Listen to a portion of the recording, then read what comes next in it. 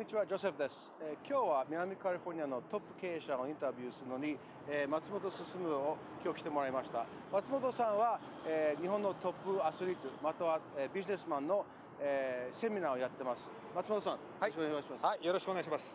今日はですね、このWT ホテル、このねカリフォルニアの晴れた天気の中で、なんかすごいメンバーが集まってるって聞いたんですけども、なんかね、もう本当に、僕はゴルフの業界出身なんですけども、もうそれこそタイガー・ウッズとジャック・ニクラウスともうアーノルド・パーマと、もうこれぐらい級の人たちが集まって、センチュリー21ジャパンの皆さんのために、今まで記事で、インタビューはしたんですけれども、もう少し深いところ、もうちょっとこの、ね、本音の部分っていうのをね、なんとかちょっと聞き出してくださいよ。そうですね、この6名、これから聞きますけども、この6名、南カリフォルニアって言いますと、やっぱり世界中で一番、センチュリー21で一番経済的に恵まれてる、しかし一番やっぱり厳しい部分があると思います。そのメンバーたち、その6名が、この6年の不景気、残った、負けなかったっていう形の精神、心、本音を聞きたいですね。ちょっとね、秘密を探り出すために、ちょっといいインタビューしましょう。頑張りましょう。はい、頑張りましょう。よろしくお願いします。モチベーション、エージェントたちをどうやってモチベートしていくか、この結構難しい時期にね、どうやって気持ちを高めていくかっていうのはすごくポイントになると思うんですけど、どう思いますか？聞いてみましょう。Right now, with the recession ending and a lot of carnage from what happened, how do you guys, first of all, how do you train? How do you manage? How do you motivate the agents on your team? You know, I have a peculiar approach to my business. I'm a father of four, you know, we believe in feeling the earth, so that's why I have four. And all four of them are different. You know, one you say blah and he gets it, right? The other one will go blah blah blah blah blah and they still don't get it. So I understand that each agent is an individual that thinks differently.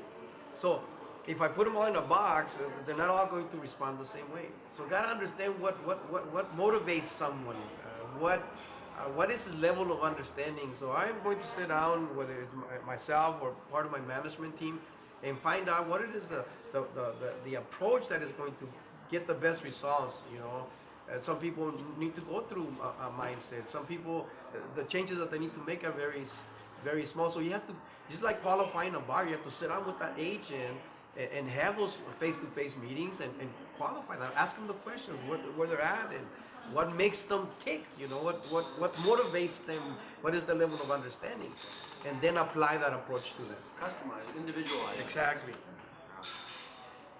We don't do much of that. We're going to talk to them individually because they are all different, but the benefit for us with new people is they don't know what it was like 6 or 7 years ago. They have no clue how easy it was to do business. And if they're trained to go out and talk to people, they're going to do fine. The market has changed drastically, and you just got to be out in front of people. The ones that have made it through, they can see it's changing back too. So, Joe? You know, I think managing and training, those are our obligations. We have to do them all the time. I train every single day. We train probably 3 times a day. And what we do is we quartile in 4 different groups. One is anybody who's been in our organization less than 90 days, they're in one quartile. 30 days. And the next quartile is based on production. I'm sure Steve, it's based on level of production, and they move up and down into those quartiles. The last part is the motivation. If you do the first 2 right, the motivation's always there because there's a sense of, that they want to be, that they're actually contributing to the overall health of the company. Usually when there's no motivation is because they've fallen off the range, they haven't been coming to the office, they haven't done anything they're supposed to do, and i.e. there's no listens or sales. And the first part of that whole thing is what's expected of them. And I think at most companies that I've been to is that the expectation of the agent really isn't in place. What is it that we expect from them, and how do they make a contribution to our company? And what we do is we rank from the top to the bottom every single month where each one of those agents are. And then we draw a line. If you fall below that line, it's always a red line, there's some type of remedial training that goes on.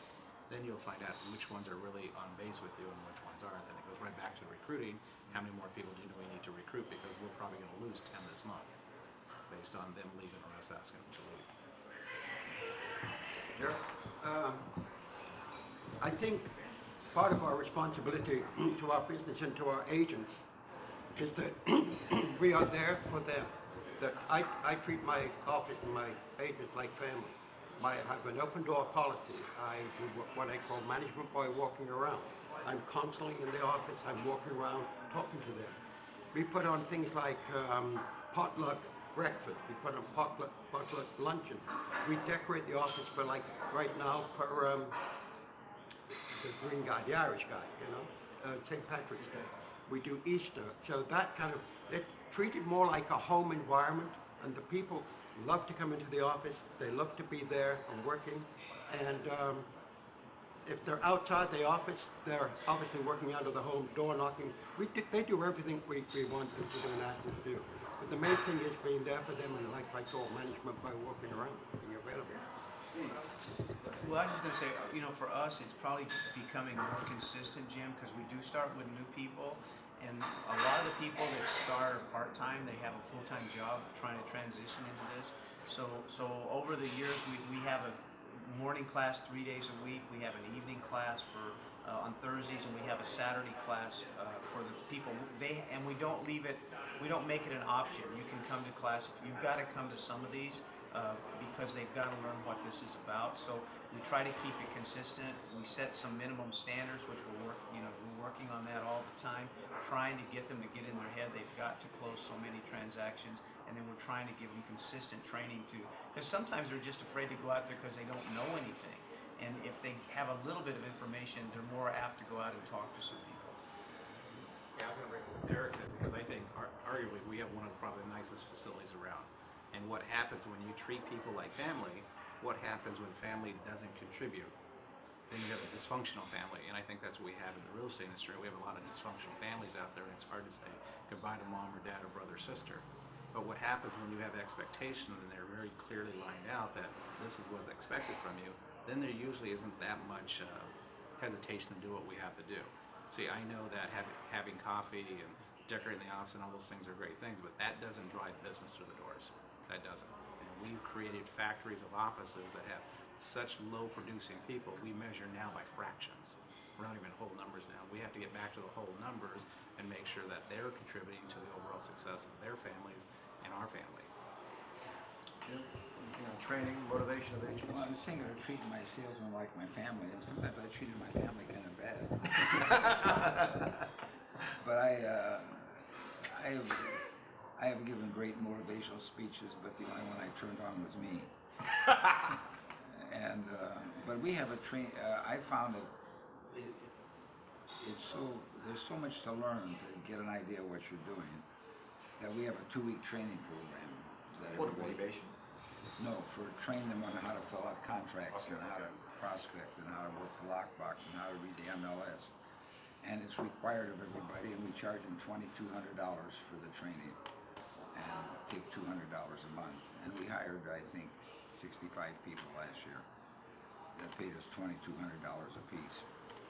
So the problem, if you don't have some kind of a training program, the new people are asking the old timers how to do this and how to do that, and the old timers get tired of answering the questions. And it's really nice when somebody walks in that you haven't seen for a month and has a $12,000 commission check, and they're getting 60% of it. Because one of the things I get is how much money we made off of each agent, how much the company dollar was. And I have big producers, and they're not producing as much as somebody staggering in with a couple sales now and then. So. 面白いですね。会社がそれぞれ違う感じの仕方があって。まあでもトータル的にいくとやっぱりこう結果を出せばエージェントはやっぱモチベートされるってことですよね。最終的には。確かにそれをみんなやっぱり違う方法でやりくりしてる。すごいやっぱ興味があるんですよね。そうですね。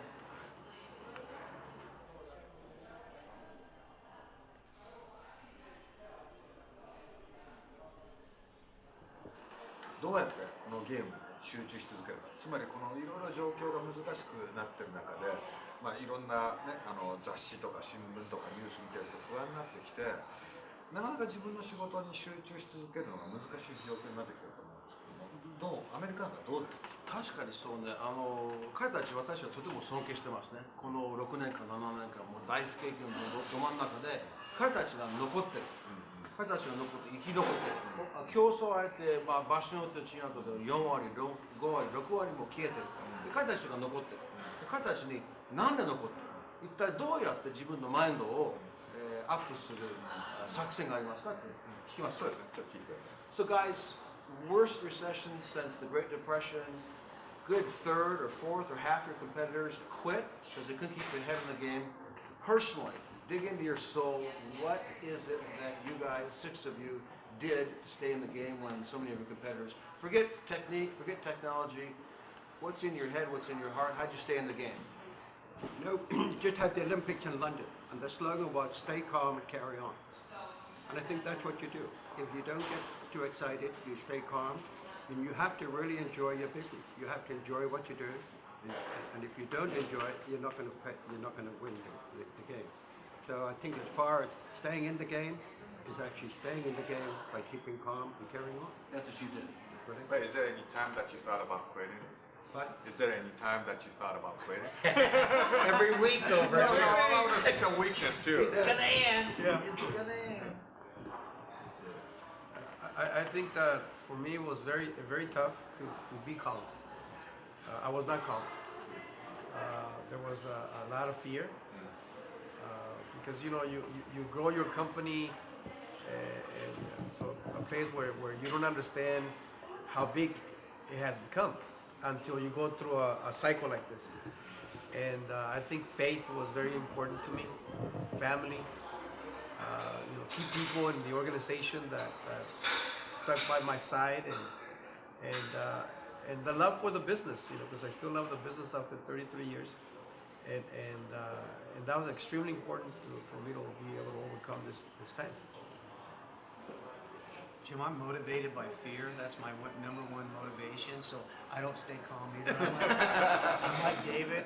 But you know what? I don't know this gentleman really, but I've known the other guys for a long, long time.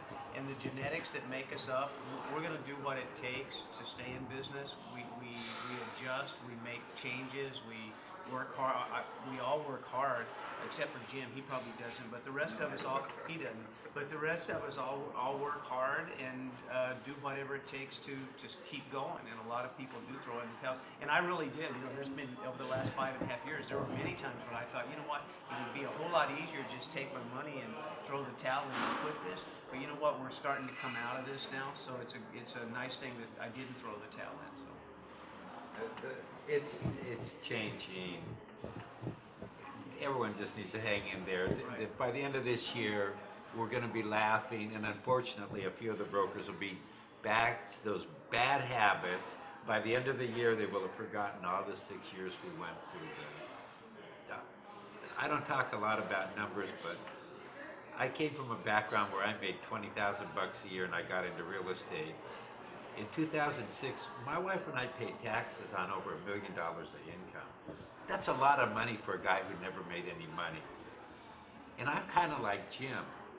I don't work too hard, I just talk. What I did before was working hard. And even as bad as it got, we're still making phenomenal amounts compared to the past. So this is a vehicle that can be good to everyone, and we tell it to our agents. It can be great you can get rich doing this line of So work. in the bad years, you kept the good years in your head. Is that what you're saying? Well, the bad years were more than I ever made in the past, so I mean, it wasn't too bad. That's the problem. What the hell- Compared, it was bad, but I can't spend the money I made. Well, I don't. Joe could. I don't have a Lamborghini. I didn't think of quitting because it's embarrassing. What the hell am I going to say to people? It's an empty store. What happened to your order bag? So I just stuck in there, and I made money. I made money every year. What am I going to do? Start over somewhere? I'm probably a little the opposite because 6 years ago I went from a smaller location to a very large location. Yes, you did. So I went from 8,000 to 25,000 square feet, right when the recession started to hit. So, through coaching, and I had some really good coaches, that you really can't control the market, but I can control how I'm going to respond to the market. Mm-hmm. And I think that's what we've done. So in the last 6 years, we've gone about 290%.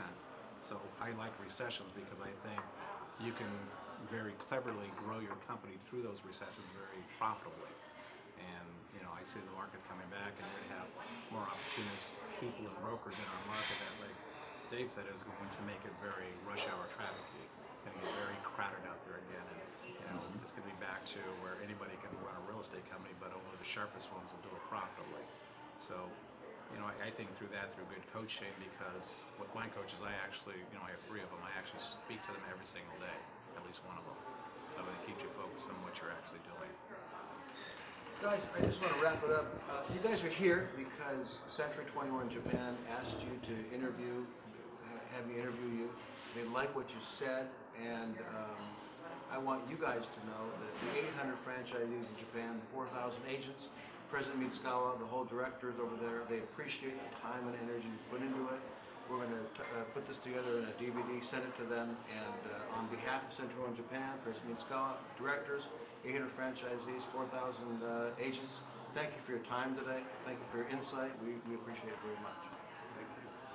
Our pleasure.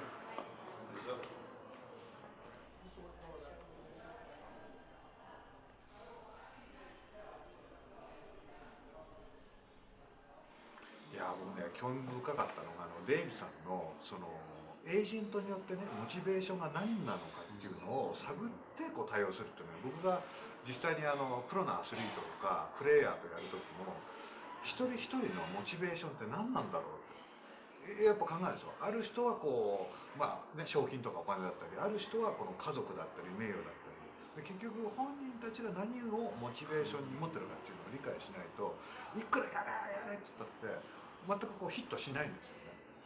各人によって選ばないといけない。